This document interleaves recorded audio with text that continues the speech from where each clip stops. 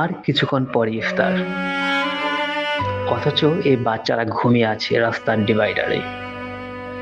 পাশেই বিক্রি হচ্ছে ইফতার সামগ্রী, যার ঘ্রাণ এই শিশুদের নাক পর্যন্ত ঠিকই পৌঁছাচ্ছে।